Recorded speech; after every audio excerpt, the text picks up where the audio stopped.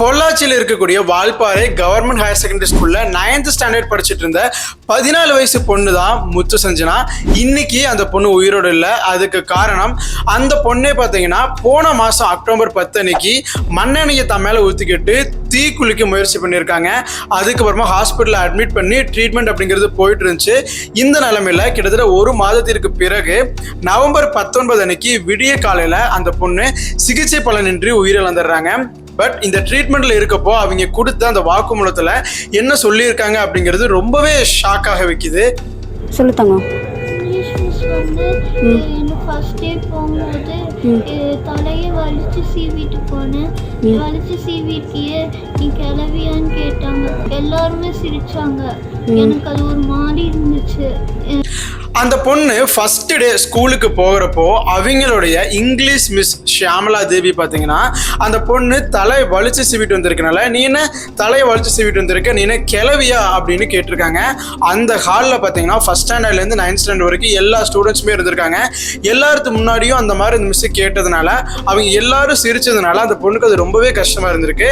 இந்த நிலைமையில அடுத்த நாள் திருப்பி ஸ்கூலுக்கு போனப்போ அந்த மிஸ் திருப்பி பார்த்தீங்கன்னா நீனே இன்னைக்கு ஸ்கூலுக்கு வந்துட்டியா, உனக்கு இன்னும் காய்ச்சல் வரலையா அப்படின்னு சொல்லி கேட்டிருக்காங்க. அதனாலேயே பார்த்தீங்கன்னா அந்த பொண்ணோட மனசு இன்னுமே ரொம்பவே கஷ்டப்பட்டிருக்கு அப்படின்னு சொல்லலாம். அது மட்டும் இல்லாமல் கிளாஸுக்கு வரப்போ பார்க்குறப்போ எல்லாருமே அந்த பொண்ணோடைய ட்ரெஸ்ஸிங் அந்த பொண்ணோட அப்பியரன்சஸ் எல்லாம் வச்சு நிறைய டைம் வந்து நிறைய அவமானப்படுத்தியிருக்காங்க அப்படின்னு அந்த பொண்ணு சொல்றாங்க.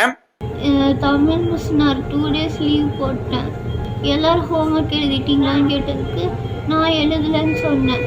அதுக்கு வந்து என்ன முட்டி போட சொல்லி நீயே அவனை ஏமாத்திக்கிறேன்னு சொல்லி எனக்கு கோவம் வருதுன்னு சொல்லி எக்ஸாம் பேடெல்லாம் தூக்கி வீசி என் கண்ணத்துலேயே அரைஞ்சாங்க. இங்கிலீஷ் மிஸ் மட்டும் இல்லைங்க, தமிழ் மிஸ் பார்த்தீங்கன்னா அந்த பொண்ணு ஒரு 2 நாள் லீவ் போட்டுட்டு அதுக்கப்புறமா ஸ்கூலுக்கு வந்தப்போ எல்லாத்துக்கிட்டையும் ஹோம்ஒர்க் எழுதிட்டீங்களான்னு கேட்டிருக்காங்க. அந்த பொண்ணு நான் லீவ் போட்டதுனால ஹோம்ஒர்க் எழுதலை அப்படின்னு சொன்னதுனால அந்த பொண்ணை முட்டி போட சொல்லியிருக்காங்க. முட்டி போட்டுட்டு என்னையே நான் ஏமாத்திக்கிறேன் அப்படின்னு சொல்லு, திருப்பி சொல்லு, எனக்கு கோவம் வர வரைக்கும் சொல்லு அப்படின்னு சொல்லிட்டு அந்த பொண்ணை சொல்ல வச்சிருக்காங்க. அப்படி சொல்லி அது மட்டும் பார்த்தாம எக்ஸாம்போட தூக்கி எரிஞ்சிட்டு அந்த பொண்ணு கன்னத்திலேயே கிட்டத்தட்ட 4-5 முறை அரைஞ்சிருக்காங்க அப்படின்னு சொல்றாங்க. அது கிளாஸ்ல அத்தனை பேருக்கு முன்னாடியே இந்த எல்லா விஷயமும் நடந்திருக்கு. அந்த பொண்ணுக்கு அதுவுமே ரொம்பவே கஷ்டமா இருந்திருக்கு. சயின்ஸ் மிஸ் கொஞ்ச நாளுக்கு முன்னாடி நீ நல்லாவே படிக்கல, போன தடவையை விட இந்த தடவை மார்க் கம்மி, உங்க அம்மாட்ட சொல்லி வைக்கிறேன்னு சொன்னாங்க. எனக்கு பேரண்ட்ஸ் மீட்டிங் அப்போ அதனால தான் நான் சின்ன காயமாக நடக்கும்னு நினச்சி பண்ணேன். இந்த நிலைமையில் பார்த்தீங்கன்னா சயின்ஸ் மிஸ்ஸும் பார்த்தீங்கன்னா கூடவே நீ போன தடவை விட இந்த தடவை ரொம்பவே மார்க் கம்மியாக எடுத்திருக்க, நீ இப்போ வர நல்லாவே படிக்கிறது இல்லை, பேரண்ட் டீச்சர்ஸ் மீட்டிங்கில் நான் உங்கள் அம்மாட்ட சொல்லி வச்சிருவேன் அப்படின்னு சொல்லி மிரட்டியிருக்காங்க.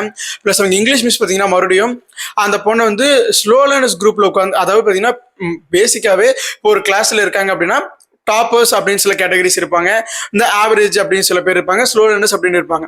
அதாவது அப்படி நம்ம சொல்லக்கூடாது, பட் இருந்தாலும் எல்லா விதத்துலையும் படிக்க மார்க் வாங்கக்கூடிய மாணவர்கள் இருப்பாங்க. அதாவது தனி கவனம் கொடுக்கணும், இவங்களுக்கு ஒரு ஸ்பெஷல் அட்டென்ஷன் கொடுக்கணும், அந்த மாதிரி இருக்க ஸ்டூடெண்ட்ஸ் இருப்பாங்களே. ஸோ அந்த மாதிரி இந்த பொண்ணை ஸ்லோ லேர்னர்ஸ் கூட உட்கார வச்சு எழுத வச்சிருக்காங்க. ஸோ அந்த பொண்ணுக்கு அதுவும் ரொம்ப கஷ்டமா இருக்கு. ஏன்னா அந்த பொண்ணு நல்லா படிச்சு நல்ல மார்க் வாங்குற பொண்ணு.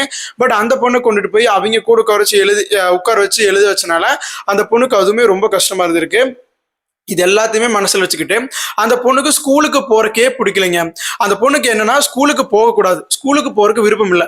அதுக்கு என்ன பண்ணலாம் அப்படிங்கிறப்பதான் இந்த பொண்ணு வந்து சரி நம்ம மண்ணெண்ணெய் ஊற்றி மாதிரி பார்த்தீங்கன்னா உடம்புல காயமெல்லாம் வந்துடும், உடம்புல காயம் வந்துச்சுன்னா நம்ம கொஞ்ச நாளைக்கு ஸ்கூலுக்கு போக வேண்டாம் அப்படிங்கிற ஒரு இதுல தான் அந்த பொண்ணு இந்த மாதிரி பண்ணியிருக்கு. ஏன்னா அந்த வாக்குமூலத்துல இந்த பொண்ணு சொல்லுது, நம்ம ஏதோ சின்ன காயமா வரும், கொஞ்ச நாள் ஸ்கூலுக்கு போகாம தப்பிச்சிடலாம், ஸ்கூலுக்கு போகாம இருந்துடலாம் அப்படின்னு நினைச்சா இது பண்ணேன். ஆனா இது இவ்வளவு பெரிய பிரச்சனை ஆகும்னு எனக்கு தெரியல அப்படின்னு சொல்லி சொல்றாங்க. Of course at end of the day suicide பண்றது எந்த விதத்திலையும் சரியான ஒரு முடிவு கிடையாது. ஆனால் அந்த முடிவுக்கு தள்ளப்படுறதுக்கான காரணங்கள் அப்படின்னு ஒண்ணு இருக்குல்ல, அது ஒரு திருக்குறள் கூட இருக்குல்லைங்க, அந்த நாவினால் சுட்ட வீடு ஆறாது அப்படின்னு. அதாவது நம்ம என்னதான் ஒரு பிசிக்கலா இப்ப நம்ம அடிச்சாங்க இல்ல கையில இப்ப அடி வாங்குறோம், என்ன தப்புக்காக தண்டனை அடி வாங்குறனாலும் அந்த வலி இருக்கிற வரைக்கும் ஞாபகம் இருக்கோ இவர் மறந்துடுவோம். பட் ஆனா மனதளவுல ஒருத்தர் நம்மளை ஹர்ட் பண்ணிட்டாங்க, நம்மளை அவமானப்படுத்திட்டாங்க அப்படிங்கிறப்போ லைஃப் லாங் அந்த மனசுல அப்படியே இருக்குங்க. இன்ஃபேக்ட் என்ன கூட கேட்டீங்கன்னா நான் என்னுடைய 12th ஸ்டாண்டர்ட் வரைக்கும், நம்ம எல்கேஜி கேஜிலேருந்து 12th வரைக்கும் என்னுடைய 14 years ஆஃப் ஸ்கூல் ஜேர்னில நான் பனிஷ்மெண்ட் வாங்கினது அப்படின்னா ஒரே ஒரு டைம் தான். பட் அந்த பனிஷ்மெண்ட் நான் கிளாஸ் விட்டு வெளியே நின்னா நான் லேட்டாக வந்ததுக்காக.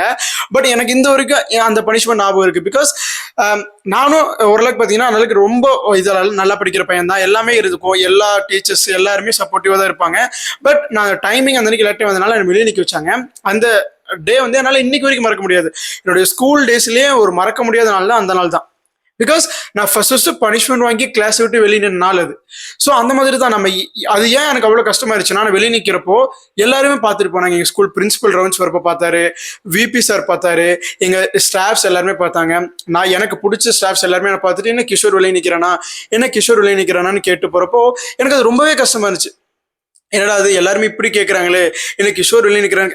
ஏன்னா பார்த்தீங்கன்னா அந்த வயசுல நமக்கு அது வந்து ரொம்ப பெரிய இம்பாக்டை கிரியேட் பண்ணும். ஸோ நம்ம எல்லாருமே தப்பா நினைக்கிறாங்களா, நம்ம எல்லாருமே கெட்ட பையனா பாக்குறாங்களே அப்படின்னு சொல்லிட்டு அந்த ஒரு இம்பாக்ட் ரொம்ப அதிகமா இருக்கும். அதே மாதிரிதான் இந்த பொண்ணுக்கும். ஏன்னா 9 வயசு படிக்கிற பொண்ணுங்க இவ்வளவு பெரிய மெச்சூர்ட் அடல்ட்ஸ்னாலேயே சில விஷயங்களை தாங்க முடியாம தவறான முடிவுகள் எடுக்கிறாங்க, ரொம்ப எக்ஸ்ட்ரீமான ஸ்டெப்புக்கு போறாங்க. அப்படி இருக்கப்போ ஒரு 14 வயசு ஸ்கூல் படிக்கிற 9 வயசு பொண்ணு என்னங்க பண்ண முடியும்?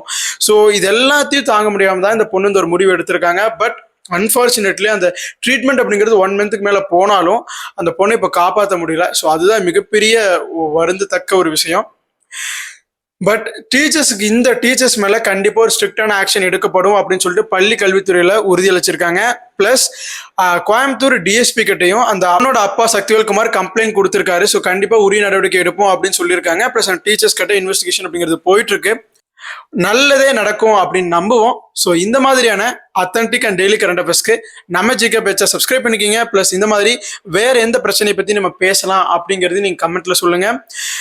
This is GK bytes. நான் உங்க ஜிகே.